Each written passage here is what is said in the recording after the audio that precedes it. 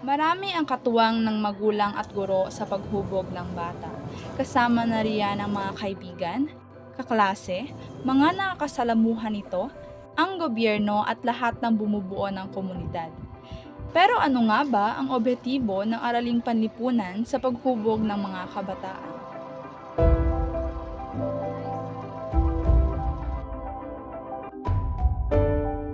Sa 10 batang pumapasok sa elementarya, 9 ang nakapagtapos, 7 ang nakapagpatuloy sa sekundarya, 6 ang nakapag-graduate, 2 ang nakapagkolehiyo at 1 lamang ang nakapagkumpleto ng higher education. Sa krisis na nararanasan ng edukasyon sa ating bansa, hindi pa rin matatawaran ang dedikasyon ng ating mga guro ngayon at nang hinaharap sa patuloy na pagpapalaganap ng mga nararapat na linangin ng mga kabataan. At isa na rito si Tana. Kasama kayo, samahan natin si Tana at sabay-sabay nating alamin ang iba't ibang mukha ng araling panlipunan. Nung ako ay nasa elementarya, ang aking karanasan sa asignaturang ito ay nakatuon lamang sa pag-aaral at pag-alala ng mga datos, impormasyon, at mga kasaysayan, mga pangyayari sa kasaysayan.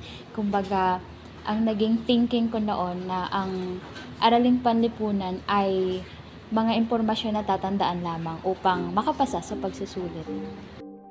Sa lungsod ng 13, probinsya ng Cavite, sinisimulang tasahin ni Tana ang kanyang paglalakbay. Grade 7 nang magsimulang magka-interes si Tana sa araling panlipunan dahil daw sa kakaibang pagtuturo ng kanyang guro noon. Siya ay nagkakaroon kami ng diskusyon.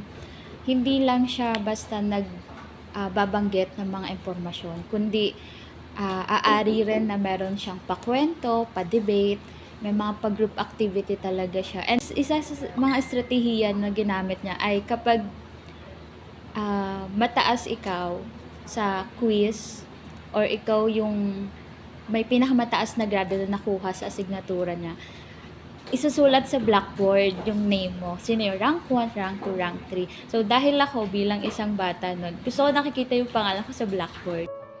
Mula noon, ang kanyang pagka-interes ay hindi lamang natatapos sa kanyang sarili.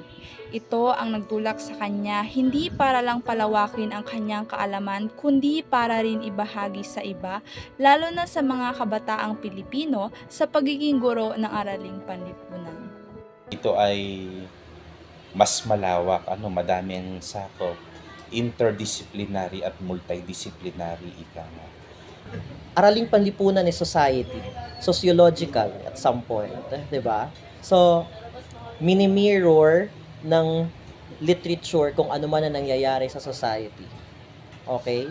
So, kaya very important ang perspective, okay, ng araling panlipunan sa literature. Okay? Ang objetibo ng araling panlipunan na makapaghubog ng mga mamamayang may kaalaman na may kakayanang magsuri ng mga isyung panlipunan ng kritikal sa lokal at pandaigdigang antas ay hindi dapat nalilimitahan kung kailan klase lamang ng AP. Nung ako ay nasa high school, natatandaan ko, may isa akong guro sa Filipino. At pati na rin sa panitikan na halimbawa ang pinag-aaralan namin ay mga modernong sanaysay o kwento. Tapos ang tema ay nakatugma sa kahirapan, kalikasan. So sa aspeto na yon, sa parteng iyon, hindi talaga malabo na ma-integrate ng guro namin sa ibang asignatura yung araling panlipunan. Masasabi ko na ang araling panlipunan kasi ay hindi lang siya mako-confine sa isang asignatura o sa dalawang asignatura. Kumbaga ang araling panlipunan kasi ay mayroon siyang bit-bit na holistic education na halimbawa sa usapin ng statistics or sa math, no, kapag ang pinag-uusapan ay datos, ekonomiya, doon at papasok ang role ng araling panlipunan na kung saan mapag-uusapan kung bakit nga ba nagkaroon ng ganitong datos, na kung bakit ganito ang ekonomiya na mayroon tayo. Yes, integrating araling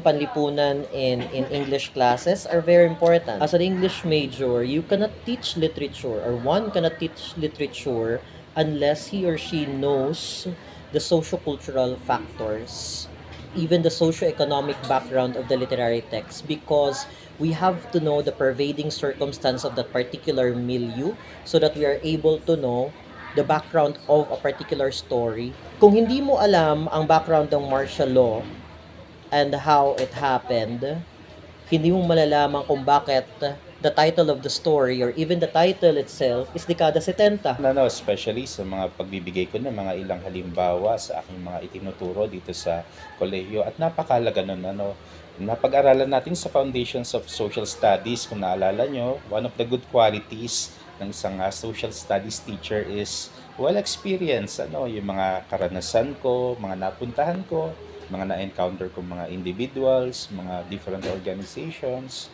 mga awareness ko rin sa current events. Isa ito sa mga pwede kong maibahagi din bilang instructor sa aking mga mag-aaral para mas maging epektibo ang pagtuturo. Ngunit dahil sa ang mundo ay mabilis na nagbabago, mahalaga na ang edukasyon ay nakakasabay sa pagbabagong ito. Dahil dito, hindi maiiwasan na may mga pagkukulang o pagbabago rin sa kurikulum na kailangan paigtingin.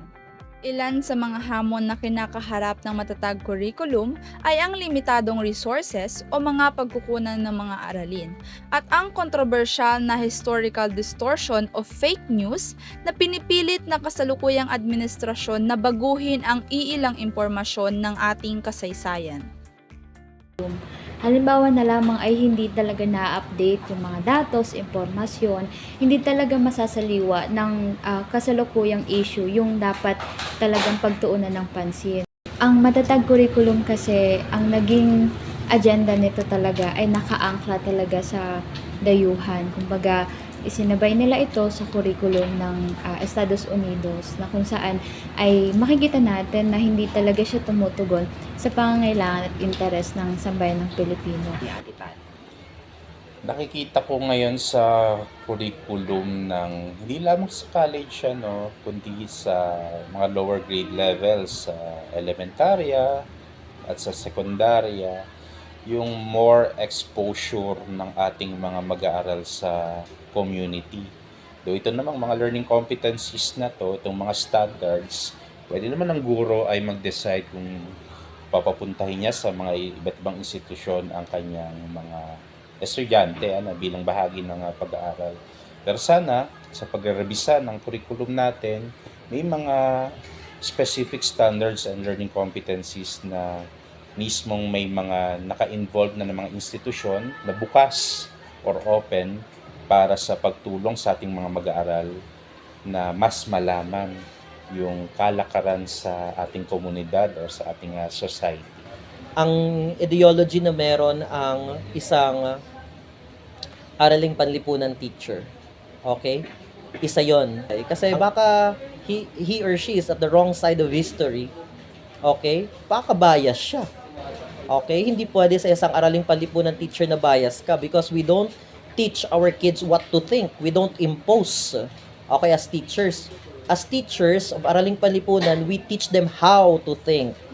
Okay? We only give them the facts and teach them how to think. Mga guro ay madalas nagiging maingat sa pagsasabi ng kanilang mga opinyon. Kumbaga sila ay umiiwas sa mga kontrobersyal na issue na sa tingin ko ay nagiging hadlang iyon upang mas magkaroon ng malawak na pag-uusap na diskusyon. Ngunit hindi ko rin naman masisisi ang ating mga kaguruan sapagkat stricto talaga ang mga pamantayan at mga regulasyon ng ating kagawaran na dapat pili lamang, selektibo lamang ang mga issue na kanilang pag-uusapan, ang kanilang ibibitawan sa kanilang mga estudyante na di naman din lingid sa ating kaalaman na kapag merong mga progresibong guro ay tinatag as aktivista. Bagamat may mga hamon at may mga pagsubok talagang kinaharap, May mga guro rin talaga na patuloy ang kanilang dedikasyon, patuloy ang pagtuturo, at patuloy ang pagpapamalas ng kahusayan at pagpapakadalubhasa upang maipaabot kung ano ba talaga ang dapat malaman ng mga estudyante. Bagamat hindi man perpekto ang sistema ng edukasyon natin, no, meron at merong mga kaguruan ang magpapatuloy at magsasagawa ng kahusayan para maisakatuparan ang atikain ng Araling Panlipunan. Naniniwala ako na kayang maisakatuparan ng mga guro ng Araling Panlipunan ang pinakaatikain ng asignaturang ito. Kung ikaw ay pagbibigyan ng pagkakataon na makapagpahayag ng malawakan, ano ang masasabi mo sa susunod na magiging sekretarya ng edukasyon? Para sa ating susunod na sekretarya ng Kagawaran ng Edukasyon ay sana ang sistema at ang oryentasyon ng edukasyon natin ay hindi nakakubli at hindi nakaangkla sa pangangailangan ng dayuhan, kundi dapat ito ay tumutugon sa pangangailangan at interes ng sambayan ng Pilipino. Ang mga kabataang Pilipino ay kayo ang pag-asa ng bayan. Ang edukasyon ay ang magiging susi natin para sa kinabukasan. Mahalaga na maging mapagmatsyag tayo, mahalaga na maging masigasig tayo sa pag-aaral, at mahalaga na mayroon tayong kamulatan at kamalayan sa mga nangyayari sa ating lipunan. At para sa mga kabataang Pilipino, naniniwala ako na may kakayahan tayo na mapabago at mapaunlad ang sistema na mayroon tayo ngayon. Para sa mga pre-service teacher at sa mga ganap na guro, naniniwala po ako na ang inyong kakayahan, ang inyong pagtuturo ay may kakayahan na makapaghubog ng mamamayang Pilipino na kung saan ito ay magpapanday at magpapamulat at magwawaksi kung ano ba ang baluktot na sistema na mayroon tayo ngayon. Mabilis man ang ikot ng mundo at ng mga pagbabago, hindi natin maaaring isawalang bahala ang kahalagahan ng Araling Panlipunan sa ating paaralan, sapagkat ito at dito ang naging dahilan ng isa man sa atin sa prinsipyo na ang kabataan ang katalista ng pagbabago at kinabukasan.